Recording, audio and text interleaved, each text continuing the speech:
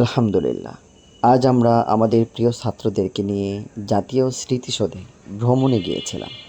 সেখানে গিয়ে ছাত্রদের মুখে আনন্দের হাসি ফুটে উঠেছে। সবুজ ঘাসে দৌড়াদৌড়ি, খেলাধুলা সব মিলিয়ে তারা খুবই আনন্দ উপভোগ করেছে। স্মৃতিসৌধের সৌন্দর্য, চারপাশের সব কিছু ওদের মনকে দারুণ উচ্ছ্বাস জাগিয়েছে।